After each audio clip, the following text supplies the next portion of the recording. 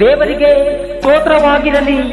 ಈ ದಿನದ ದೇವರ ವಾಗ್ದಾನವು ಮತ್ತಾಯನು ಬರೆದ ಸುವಾರ್ತೆ 18ನೆಯ ಅಧ್ಯಾಯ 20ನೆಯ ವಚನದಲ್ಲಿ, ಏಕೆಂದರೆ ಇಬ್ಬರು ಮೂವರು ನನ್ನ ಹೆಸರಿನಲ್ಲಿ ಎಲ್ಲಿ ಕೂಡಿ ಬಂದಿರುತ್ತಾರೋ ಅಲ್ಲಿ ಅವರ ನಡುವೆ ನಾನು ಇದ್ದೇನೆ. ಆಮೆನ್. ಪ್ರಿಯ ಸಹೋದರರೇ, ಯೇಸು ಕ್ರಿಸ್ತನು ಈ ವಾಕ್ಯವನ್ನು ದಯಪಾಲಿಸಿದನು. ಯೇಸು ಕ್ರಿಸ್ತನು 1000 ಜನರು ನನ್ನ ಹೆಸರಿನ ಮೇಲೆ ಎಲ್ಲಿ ಕೂಡಿ ಬಂದಿರುತ್ತಾರೋ ಅಲ್ಲಿ ಅವರ ಮಧ್ಯದಲ್ಲಿ ನಾನು ಇರುವೆನು ಅನ್ನುವನು. ಇಲ್ಲವೋ ದೊಡ್ಡ ದೊಡ್ಡ ಕೂಟಗಳಿಗೆ ಕೂಡಿ ಬಂದಿರಿ, ಅಲ್ಲಿ ಅವರ ನಡುವೆ ನಾನು ಇರುವೆನು ಅನ್ನುವನು.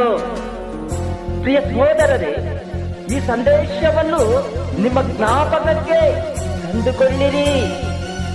ಏಕೆಂದರೆ ನೀವು ಆತನ ಹೆಸರಿನ ಮೇಲೆ ಬರುವುದಾದರೆ ಆತನ ಮಾಡುವ ಅದ್ಭುತ ಕಾರ್ಯಗಳನ್ನು ಕಾಣುವುದಾದರೆ ನಿಮ್ಮ ಹೃದಯಗಳನ್ನು ಶುದ್ಧ ಮಾಡಿಕೊಂಡು ನೀವು ಮಾಡಿರುವ ಎಲ್ಲ ತಪ್ಪುಗಳನ್ನು ಒಪ್ಪಿಕೊಂಡು ಪೂರ್ಣ ಮನಸ್ಸಿನಿಂದ ಎಲ್ಲಿ ಇಬ್ಬರು ಮೂವರು ಸೇರಿ ಆತನ ಹೆಸರಿನ ಮೇಲೆ ಬಂದಿರುತ್ತಾರೋ ಅಲ್ಲಿ ಅವರ ನಡುವೆ ಕರ್ತನಾದ ಯೇಸು ಕ್ರಿಸ್ತನು ಇರುವನು.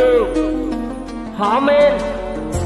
ವಿಮೋಚನೆ ಕಾಂಡ 20-24ನೆಯ ವಚನದಲ್ಲಿ ದೇವರು ಹೀಗನ್ನುತ್ತಿದ್ದಾನೆ, ನಾನು ನನ್ನ ಹೆಸರನ್ನು ನಿಮ್ಮ ನೆನಪಿಗೆ ಬರ ಮಾಡುವ ಎಲ್ಲಾ ಸ್ಥಳಗಳಲ್ಲಿಯೂ ನಿಮ್ಮ ಬಳಿಗೆ ಬಂದು ನಿಮ್ಮನ್ನು ಆಶೀರ್ವಾದಿಸುವೆನು.